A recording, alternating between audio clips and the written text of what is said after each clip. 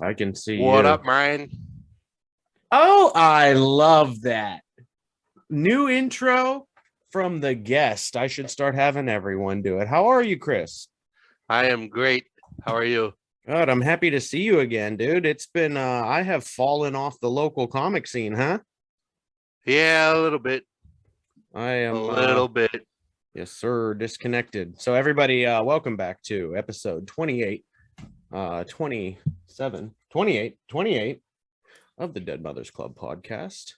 Uh couldn't be happier to have a guest on who's making his second appearance on the podcast. I mean, this guy has been one of my mentors in the local comic scene, and I'm honored to have him on as a guest for the second time. Chris Proia, what's up, man? How you doing? Shit, things are good. No. How could I name that? Hey, pull the mic from your mouth. Just pull it a little bit further away. How's that? That's perfect. Thank you so much. No, I'm like that guy in the room that's on fire saying everything is fine. I'm fine. Yeah, everything's great. Right. No, that's I've been where you are, brother. It's rough, but you know. Well, I mean, that's why I've fallen off the local comic scene and I haven't been to any live events. I mean, I think the last mic that I did was maybe Visani's in Punta Gorda, or maybe after that I came to the workshop at Ollie's. I mean, I don't know when the last time I was out, but yeah, I had some car troubles for like a week and a half. I was riding my bike up to work. Right. That's no excuse for me being absent from the scene for a month. But yeah, I mean, anybody can go back and listen that this beautiful podcast studio I've set up here, East Coast, California, is my landlord has contacted me that, hey, we want to sell the house. That's what they do. Yeah. Those, I don't know.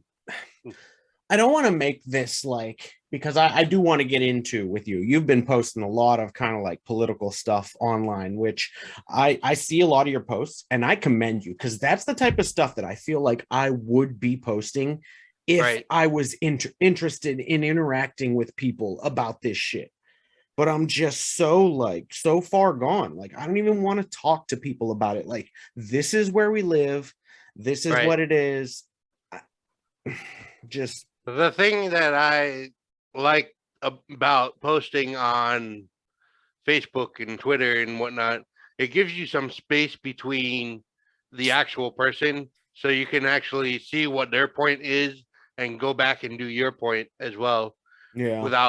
Without two people trying to talk all over each other and everything. That's why I don't do much politics outside. I like keeping it to Facebook and whatnot. Yeah, you see in a lot of face-to-face or, you know, person-to-person conversations that like motherfuckers don't know when to shut up and let the other person make their point. It becomes this like argument, this back and forth, where we started off trying to have a philosophical, intellectual debate about a topic. And now we've just gone to the lowest common denominator, which is like throwing punches, at the other person. And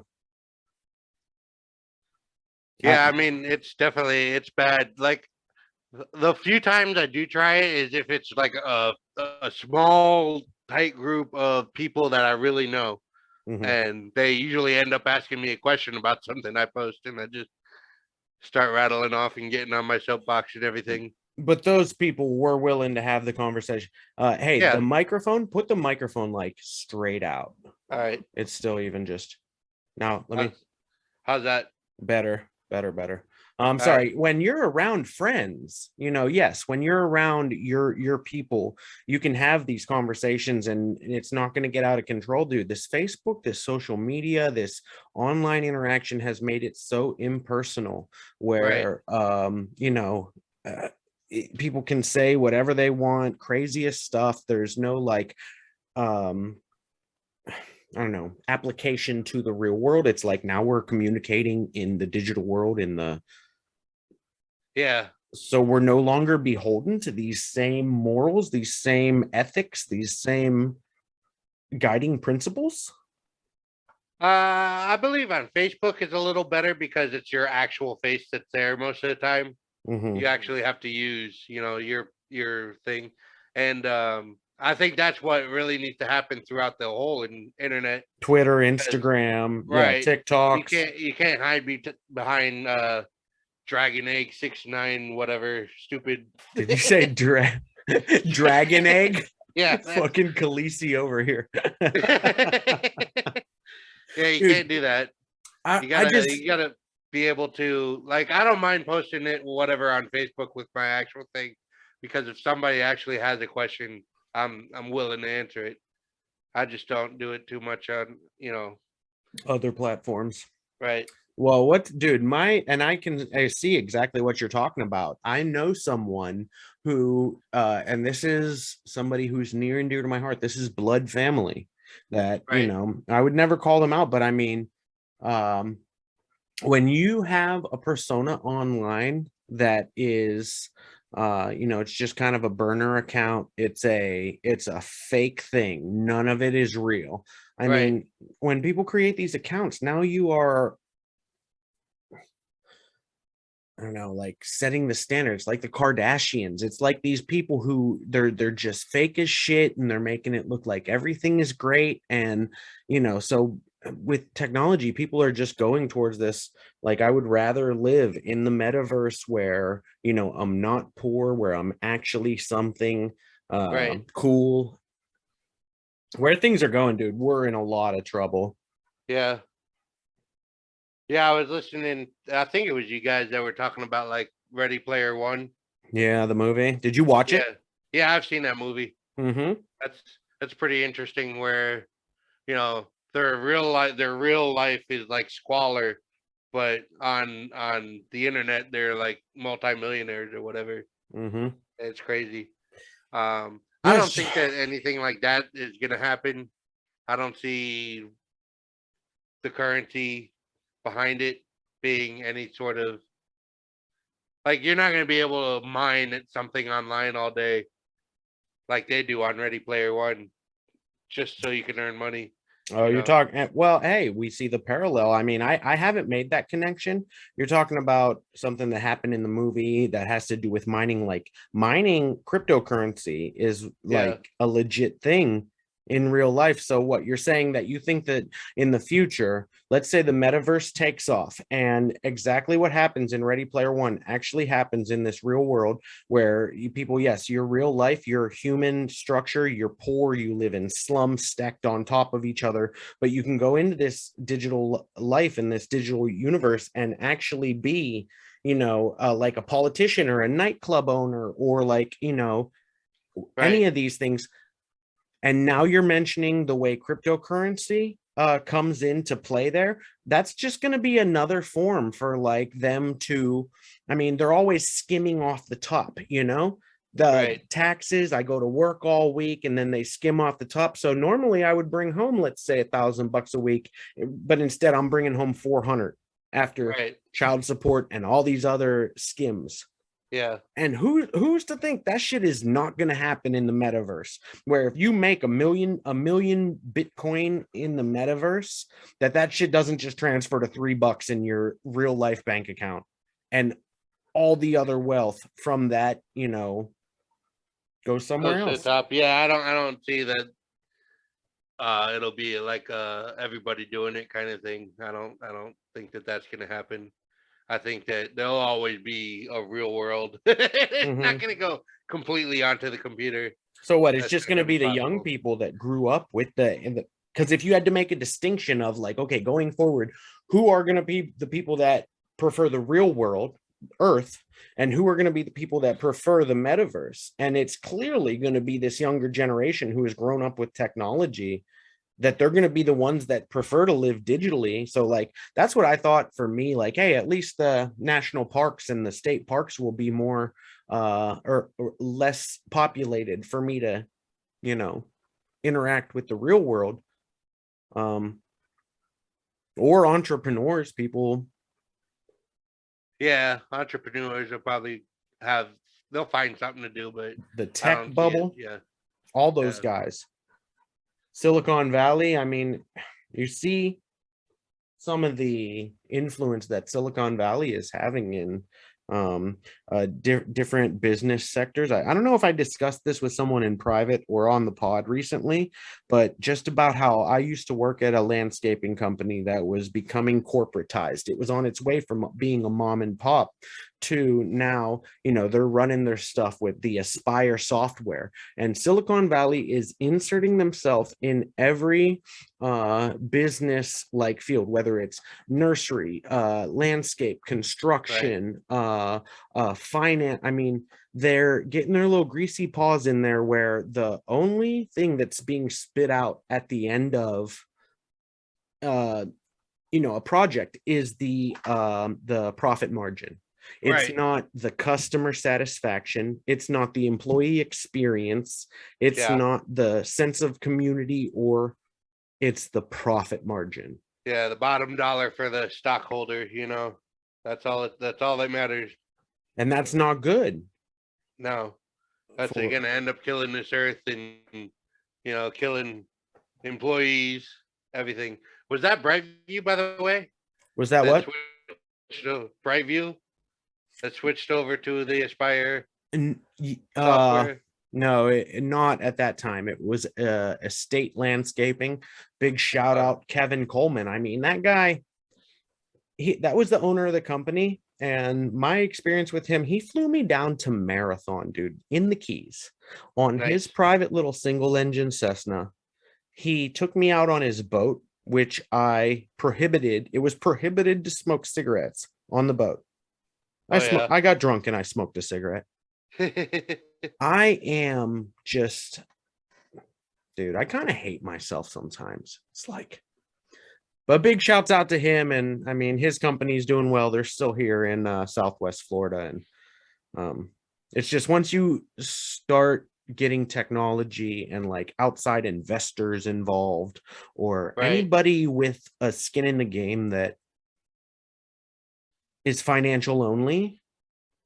Right. Why? The You worked crazy. for Brightview? Yeah, I did work for Brightview for a little while because they bought out the company that I was working for, Gerard. Mhm. Brightview bought them out, and then all of a sudden I had to work for this company that you had to be there directly at this time every day. Yep. And they Well, want you that's to do pretty about standard across all companies. the company I'm with now doesn't have that, so it's not there if you look for it. And then where was I go? Oh, Didn't Brightview acquire Valley Crest also? Yeah, that was the view part of it. The V, it was Valley Crest, and Mm. the B was Brickman. So Brickman and Valley Crest combined to make Brightview. Correct. Yeah. I remember interviewing with those guys down off that road where I believe there's like a dump down there. There's a horticultural waste debris, shout out MW. Their shit's catching on fire all the time. All the time. Do you remember, did you ever go to a place called ETI down in Naples? BTI by the island, yeah. ETI. It was BTI, like all the way down. You go to Collier, take Collier to 41, make a left, and go all the way down. Not all the way down, but a while down that way. No. I was talking about a place that is on what's the name? It's on Immokalee Road. You go out towards Immokalee, and where it starts to curve going north, there used to be a dump and a debris, an environmental debris dump out there, where I swear to God, this property, and to come to find out that these people didn't even own the land, they were leasing it. They had dumped like 1,000,000 yards. It had to be more than 1,000,000 yards of debris on this property, like gigantic walls of debris. And there were like these caverns that you would have to go through, like follow this one down here, you're going to make a left, and then you're going to go dump down at the end. Our guys are going to push it up with the backhoe. And I swear to God, the place caught on fire. There was no way ETI, Environmental Turnkey Industries, was going to be able to process, which means mulch, that much debris, run it through a tub grinder and a sifter, absolutely no shot. You're gonna so what did they do? They set it all on fire. Fucking Naples burned for 2 months. I could see that happening because I actually do a little bit of moving around of the mulch and compost, but my place is down off Oil Well. Oil Well, is that in? That's off of Immokalee Road. Oh, okay.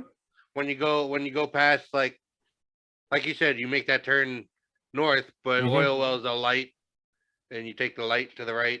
And you go all the way down the road. Okay, yeah, I believe I fucked some girl out there once. I swear to God.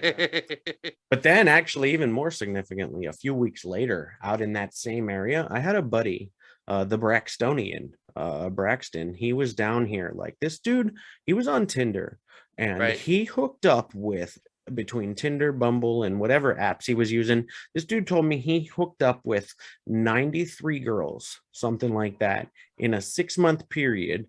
He was living out of his brother's house down there in Naples. You know, they got those nice houses with rooms you don't even know what's going on in. You could tell your brother from Tennessee, hey, you know, things are bad for you up there. Okay, come down, get away for 6 months. Right. And my boy spent it just hooking up with girls. So now every time I'm like on social, dating websites, I'm like, man, did this girl fuck Braxton? Fuck. If she didn't fuck Braxton, she might have fucked me. Absolutely. Hey, I'm not gonna be Eskimo brothers with not a one of you. I had pretty good luck on Tinder and Bumble as well. And Facebook dating, yeah. I haven't. Good luck. No, I haven't. I'm on a dry spell here. Things are, but we're putting out the podcast. Everybody should listen to all of my podcasts. That's what I'm doing recently across all platforms. You can find them on Google Podcasts, Spotify, Apple Podcasts. We're into like episode 28 of the No Idea podcast. Nice. We've got now episode 28. Oh, we're running parallel right now. If I can keep up this pace, dude, if I can book a new guest every week, it'll be the No Idea and the Dead Mothers Club that run parallel on the numbers. And then the MMANgs. We're only in episode 6 of that. So are you guys on the MMANG podcast? Are you guys going to talk about the mixed martial arts pillow fighting? Yes. They got going on?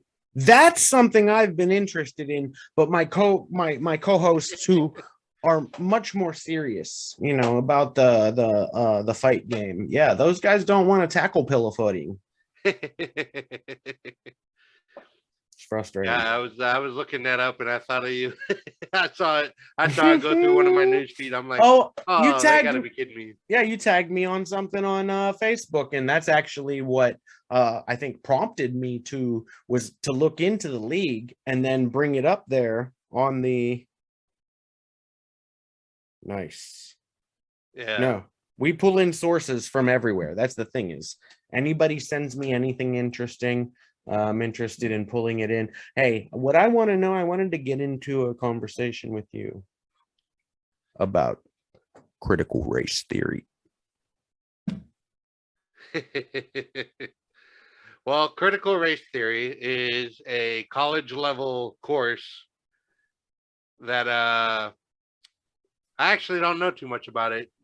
What I know that they do is they use this as a catch-all for any racial discussion. Yeah, pretty much. Yeah, I've been doing some research, and you know, with you kind of posting a lot of these political things that are intriguing, they're igniting my spark to look into things. I looked into this, and you're right, it's a college level course, which boils down to we need to have these conversations with children about the society that they live in, and anyone, and I swear to God, I don't know why, but it seems like most of the people who are opposed to critical race theory, I don't even want to continue to use that. Let's just say CRT, because when you say critical race theory, it ignites like a discussion that is completely outside of what the intended science or the intended discussion is. The intended discussion, which, like you said, it's a college level course, is that we exist in a society that has been dominated by white people. The entire history, there have been laws and structures and things set up in place to not, allow minorities the same starting line in the race to, whatever the finish line is, which is like, working in a career and setting up for retirement. That these are inherently embedded in the system that we're a part of. And right. There's this guy, I forget who the hell his name was, but he's been on Fox News. He was just in Governor DeSantis's like background when they were doing the Stop Woke Act. Dude, that's where we live at in Florida.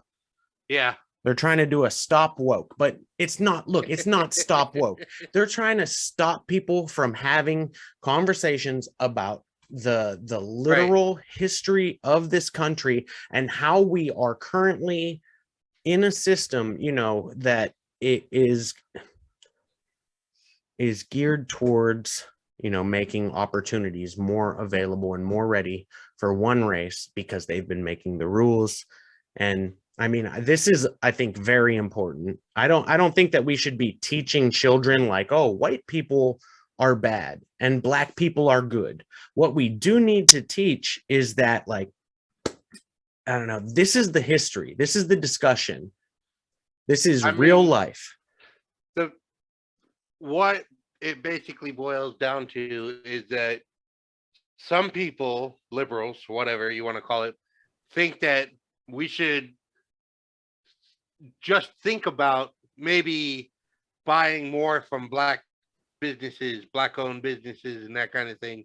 Or, like the whole Biden wants to nominate a black woman Supreme Court justice, right?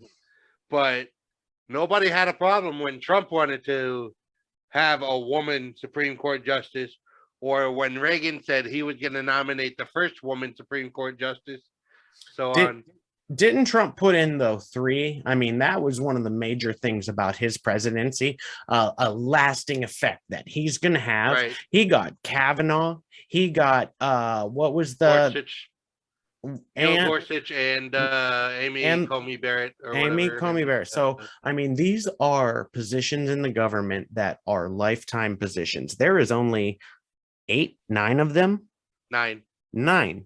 Okay. And during your presidency, you were able to, I mean, who knows? They're talking about Roe v. Wade being overturned right now, going forward. They're talking about, these are all things that have been litigated and kind of hashed out in the past, which I feel like, dude, in the past, humans were probably of a more of a more sound mindset.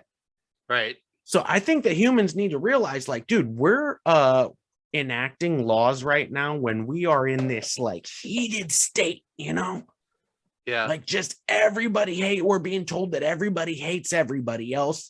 And I think that's the time when we really all need to step back and be like, hey, this isn't the best time to make decisions that are, gonna affect the next 100, 200 years. We need to have open dialogue, which is why I'm a supportive of free speech. I'm a supporter of free speech, even if it is Nazis and neo-radicals, like suppression of anybody. And this is probably like a right-wing thing. You know how they put these things on the right and the left right now? Right. That's probably like a right-wing thing that I support. A right-wing thing that I support would be like, gun ownership. A left thing, I'm on both sides. What's interesting is both of those things, if you go far enough left, you get both of those things. If you go as far left as I am, you get both of those things. Biden's not left. Biden is like center right. I would agree. Yeah. He's about to get us in a war with Ukraine or with fucking, what are we doing? Nobody wants war. No, that's Putin. Putin doing that. Mm, Putin, he actually moved into Ukraine last night or the night before, and he really? said that the two far eastern territories are claiming independence from Ukraine, and they automatically signed a something with Russia, a peace agreement deal where Russia can send in their military, blah blah blah. Okay. This is So interesting yeah, news. I Putin mean, for actually me, moved into Ukraine. Ukraine. Putin actually moved into it. So why does I don't know. Nobody wants war. I feel like the shopkeepers, and this is something I saw on Barrick's skateboarding's right, Instagram page. It's like a skateboarding Instagram page where they said, like, look, nobody wants war. The skateboarders here don't want to fight the skateboarders there. The shopkeepers here, we don't want to, these powers that tell us we are divided. This is necessary. Like, people are awakening where we don't want to end this planet with nuclear war. Let's no, we chill. definitely don't want to do that. No, What I is I don't think there's anything we can really do about Ukraine as Americans so much. right? Um, It's over I there. Like, that's their shit. right, that's their shit. Yeah, exactly. You know, So for us to, maybe it's the same kind of like thing with Vietnam where they said, like, oh, we can't allow communism to spread in the Southeast Asia because then it would just spread and spread and spread. So we had to get involved. Like, this is the thing. That is so far away. That was a failure. The Afghanistan was a failure. All of these right, times we try to, get involved over here in the West, right. that and send planes and troops and shit. That's not our problem. Yeah, yeah. That's becoming more and more of a. I think the general consensus between Americans is that stuff over there they're gonna have to deal with on their own. Right. I mean, we'll support them. I do think that we should support. We should make known our opinion as a country. We should possibly get involved to a certain degree, but there needs to be just dialogue back and forth about what do the people of this country want? What is the political socio climate of that country right now? You see us getting involved in like South American things that, I like, haven't seen that. No. 90% of the Venezuelan population is doesn't want us involved with. They were happy with, we create these wars. Right. It's too frustrating. I mean, I don't know, dude. Yeah. This is the first time that I've really on any of these podcasts. I've given nuggets here and there. Yeah. There's just too much to fix in our own home for us to be going and doing anything major to anybody else. I mean, if they had like an actual plan and said, "Hey, we want you guys to do this for this reason. This will be the result," and so on, then maybe we could do something. But usually it's just, "Hey, can you guys send 30,000 troops for an undiscriminate amount of time?" And we Right. can't be doing that anymore. Yeah. Always gets dragged out. I think that what needs to be taken into account going forward is probably the how do countries around, let's say there's conflict in one country or there's unrest, something's going on in one country. How do all the countries around that, like, what are they doing? I think people in a region should have a say in. Right. Well, the problem is Russia is not part of NATO. Like, if What? Russia is not part of NATO, Isn't that a or worldwide organization yeah, that has come up with rules and regulations right. So, like, if we regarding. had a, if we we're in NATO, obviously, if we had a problem with somebody else in NATO, there's a set of rules and everything that we have to deal with that problem. But Russia just does what it wants to do, basically, and then Well, we don't have any set rules to counteract whatever they're doing. that's not cool. That's only going to cause conflict. Right? World governments check out the Dead Mothers Club podcast. Why are we not all part of an alliance? I mean, I know Trump wanted to pull back from the, what was it, the G13 summit. It was an environmental, some sort of pact between nations. Oh, I don't remember too much from the Trump era. Right. But I believe that, like, when we get these global kind of initiatives that are going on, that it's like, hey, this is the future of our species on this planet. These are real conversations we need to have. Like, there should be a law where, like, no country is allowed to opt out and not be part of that conversation, not be part of Right. the implications of the rules that come up that we just, right? Right. Yeah. It seems like, and another thing I wanted to get in with you is like tech. And the parallel here is that they're allowing like certain countries to say, we don't want to be a part of this, or, we're not going to be beholden to the outcome of whatever you guys decide.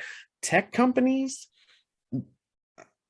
I've been so infuriated recently, like going online, they'll ask me to sign up for something. And then I try to find on the page before it says like, I accept. I agree. I'm trying to find out what the terms are, or like a quick breakdown of like, how long is this trial period last?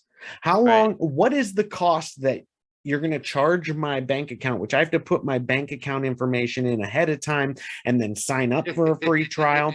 Dude, Yeah. I got this daddy app that's trying to like, is it daddy? That tries to take coupon codes off. And when you're trying to check out online for something, it shows you the price before the coupon code is added. So I'm just supposed to click like agree. I've put in all my bank account information. I've put in the product I want to buy. I see the full price and I see that there's a coupon code added, but I'm supposed to click on I accept before I see what the reduction in price is going to be. Right. Yeah, it's like nobody is beholden to anything anymore. It's a fucking shit show. Yeah, it is. It's a fucking freight train off the rails, bro. Mm-hmm. This thing can't be stopped. Well, I mean, it could be, but nobody wants to pay attention to it long enough to pass actual laws, What's the process then? I mean, it's a what, 20, 30-year process where the Federalist Society is already stacking judges on courts that are, and sometimes I think, dude, as a liberal, sometimes I think like maybe it's not the worst thing that we're having conservative individuals putting themselves in an ultimate position of power over liberals, because liberals, we are caution to the wind. I'm a liberal. I'm not good with money. I'm not good with managing, I'm about to get kicked out of this fucking house. Right. I mean, sometimes it's probably better to put people in control who have a better grasp on this shit. But conservatives, when you give them power, they just use it to gain more power for themselves. They don't actually fix anything. The only presidents that have lowered the debt, the national debt, the last 50 years have been Clinton and Obama. That whole thing, dude, the debt, I think that's something else. Actually, we're tackling deep issues on this podcast. The debt ceiling, which they say the national debt, dude, I couldn't be happier that it's going to be fucking China that takes over the US one day. Who are we in debt to? It's fucking China. What is China? It's a communist country. It's a socialist country. And we find ourselves in late stage capitalism here, which, I mean, we are so close to the breaking point, right? I mean, we can fix it. We just have to I think we have to get conservatives out of the way and start doing more liberal policies here. Like you said you're fixing to be homeless. Did you know that it's actually cheaper to house the homeless than to let them be, out on the streets and everything?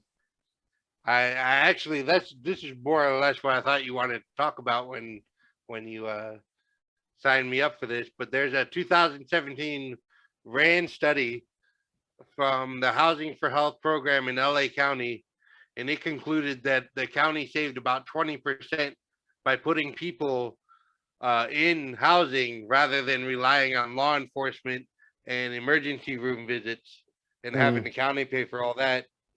You know what I mean? Yeah, I don't know if I'm going to end up being in that situation. I mean, my thing, I have a full-time job. I'm working 5 days a week. To move up to having something to do every day, now that I am going to be homeless, I've asked my employer if I could work 6 days a week. This is my plan, is that I don't want to make my burdens anybody else's anymore. What I want to do is, and this is how people get ahead in life, if you show your employer or anybody in your life, if you go above and beyond without respecting some sort of retribution, some sort of, counterbalance to, hey, I've been doing all of this work, or I've been loving you so, unconditionally and not fighting, or just anything to have a counterbalance. That is not what happens in life, dude. In my opinion, at this point, you have to put in a good many years of struggle. You have to not ask for that counterbalance back immediately. You need to just, and this is what I'm hoping, dude, if I can go to work up here for 2-3 years homeless, working 6 days a week, just staying busy, dude, I'm going to be allowed to sleep there and work there. Okay. That's what's going to happen. I'm going to be allowed to shower in the back. But dude, I can't be there playing video games, hanging out, drinking. So like my life is about to become go to work 6 days a week, spend my time with my kids, go to Mike's every night. I'm seriously about to stop drinking very soon. I know that this transition in my life is very necessary because I've become comfortable in my shell here, in this shell of a home where I know I can make enough money to come back here and have a few drinks every night and play Final Fantasy VII. I can smoke my weed. I can, to have that comfort zone gone. I'm going to be at Mike's every night. I'm going to be just sleeping up there, working up there, showering there, and get the fuck out. And I feel like after a year or two, this is going to be a really, really positive experience for me. Well, let me ask you this. What happens if, your tooth explodes and you start getting sick or whatever? Let's say something happened, you start getting sick. You think they're going to let you just chill at the place and still live there if you can't work? Oh, no, absolutely not. No, well, my tooth, I mean, so if something happens with my tooth, which everybody in the Dead Mothers Club podcast sphere knows that I got a wiggly tooth. That's why I use that for an example. But yeah. That thing comes out, it's a little bit of pain. Okay, it's gone. No problem.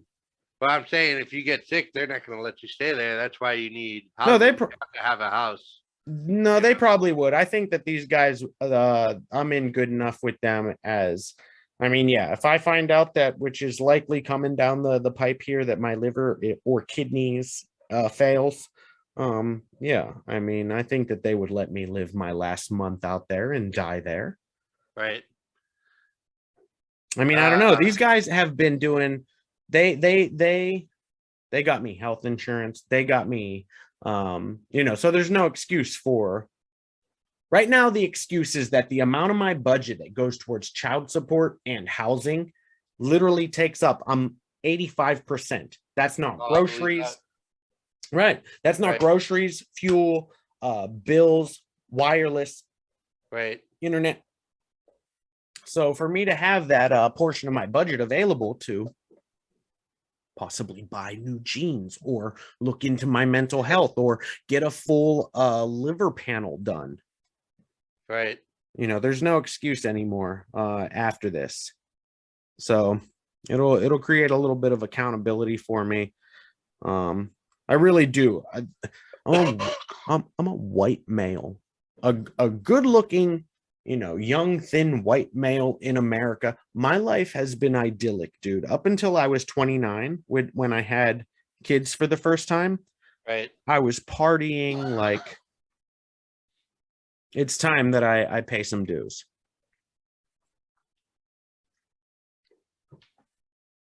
I mean, that's all well and good. I just know that for the most part, you know, once you're no longer useful to the company, you're usually gone.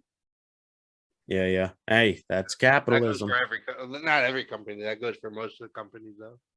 Yeah, I'm lucky enough to be in with a small like mom and pops. But Right. yeah, absolutely. If I worked for fucking Brightview or any of these Yeah. larger, you're right. No shot that after the time I became useless to them, they would continue to help me through a struggle. Right. They have shareholders they're beholden to. Right. That's why we need programs like the housing that I was just talking about, or Medicare for all. Medicare for all is actually cheaper all across the board than what we got going now, and that would cover everybody across the board. Is that do they call that a single payer system? Single payer system, Medicare, and that single payer is the government. Right. And I actually had a website pulled here, and I'll send you these links because if you want to put them like on the show notes or whatever. Mm-hmm. Let's see. I support Medicare for all. I support universal income. Andrew Yang's DVI, something. Yeah, something. Universal Basic Income, UBI. UBI. Yep. Yeah, that's a good idea too. The problem is we need to do something. We don't do anything at all. If we just did a little bit, I think a lot of Americans would be a lot happier once they got it in place. We're like reactive. Even Obamacare, we fought for so hard to get Obamacare passed, and so many people were fighting against it. But now trying to get rid, Trump tried to get rid of it. Couldn't do it because too many people were like, no, we need this fucking thing. Yep. All right, here we go. Administrative savings from Medicare for all would be about $600 billion a year. Savings on prescription drugs would be about 200 and 300 billion a year. Between 200 and 300 billion. Dude, yeah. Those numbers don't seem real to me.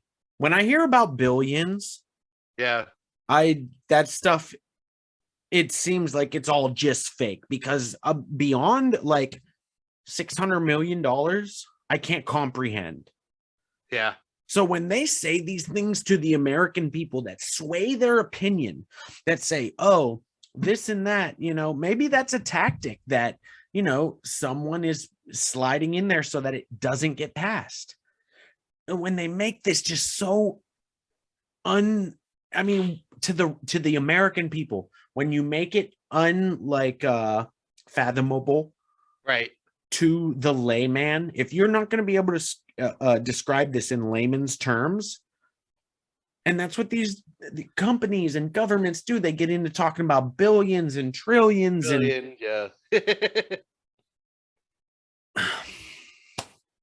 Right. I can't even understand it. Well, we have to try it. That's why nothing gets passed. I was listening to something, like I'm not going to remember it now because I'm trying to think of it. Do we track $600 billion? If they say $600 billion is going to something, is there like a website or a spreadsheet or something that me as the American layman can go to and look at that says this is how the $600 billion was allocated? Right. There should be. I think there should be. I mean, it's technology, right? We should be able to do that. I think that they should have that for all the companies. Yeah. Like if I wanted to go in and double check to make sure Coca-Cola isn't doing some shady shit, where's all their money going? I should be able to spend 12 hours doing that. And I don't give a shit if it's, hundreds of $1,000s going to like executives. Okay, I can completely understand a reasonable amount going to the people that are highest up. But right now with this, this is what I was talking about with companies. They ask you to sign up for something. There's no transparency. Right. I don't have to know what I'm signing up for. So like with these companies, like I don't get to know what percentage of, I don't know, man.